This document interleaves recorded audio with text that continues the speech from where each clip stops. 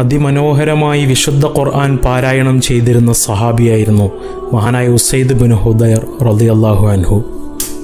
ലോകം മുഴുവൻ ഉറങ്ങിക്കിടക്കുമ്പോൾ പാതിരാവിൽ എഴുന്നേറ്റിരുന്ന് വിശുദ്ധ ഖുർആൻ പാരായണം ചെയ്യൽ അദ്ദേഹത്തിൻ്റെ ഒരു പതിവായിരുന്നു. ഇതറിഞ്ഞ അദ്ദേഹത്തിൻ്റെ അയൽവാസികളിൽ പലരും രാത്രി ഉറക്കമൊഴിച്ച് കർണമനോഹരമായ ആ ഖുർആൻ പാരായണം കേൾക്കാൻ കാത്തിരിക്കാറുണ്ടായിരുന്നു എന്നാണ് ചരിത്രം. ഒരു ദിവസം അദ്ദേഹം വീട്ടുമുറ്റത്ത് രാത്രി സമയത്ത് ഇരിക്കുകയാണ്. അദ്ദേഹത്തിൻ്റെ മകൻ യഹ്യ അടുത്തു കിടക്കുന്നുണ്ട്.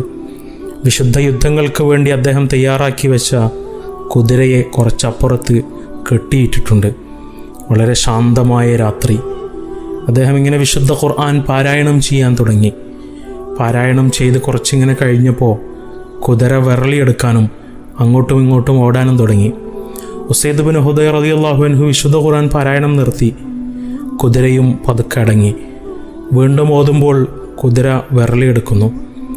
നിർത്തുമ്പോൾ കുതിരയും അടങ്ങുന്നു.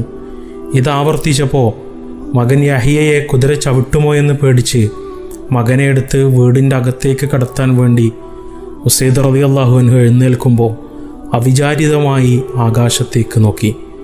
അദ്ദേഹം കണ്ട കാഴ്ച ചുറ്റും വിളക്കുകൾ തൂക്കിയിട്ട പോലെ ഒരു വെളുത്ത പ്രകാശപൂരിതമായ മേഘക്കീറ് മുകളിലേക്ക് ഉയർന്നു പോകുന്നു. പിറ്റേ ദിവസം രാവിലെ ഉസൈദ് ബിൻ ഹുദൈർ റളിയല്ലാഹു അൻഹു പ്രവാചകൻ സല്ലല്ലാഹു അലൈഹി വസല്ലമയോട് താൻ കണ്ട കാഴ്ചയെപ്പറ്റി വിശദീകരിച്ചു. റസൂലുള്ളാഹി സല്ലല്ലാഹു അലൈഹി വസല്ലം പറഞ്ഞത്, ഉസൈദ്, അത് അള്ളാഹുവിൻ്റെ മലക്കുകളാണ് എന്നാണ്. താങ്കളുടെ വിശുദ്ധ ഖുർആൻ പാരായണം കേൾക്കാൻ മലക്കുകൾ താഴേക്ക് ഇറങ്ങി വന്നതാണ്. താങ്കൾ കുറച്ചുകൂടി പാരായണം ചെയ്തിരുന്നുവെങ്കിൽ ആളുകളുടെ കണ്ണിൽ കാണുമാറ് മലക്കുകൾ താഴേക്ക് വരുമായിരുന്നു.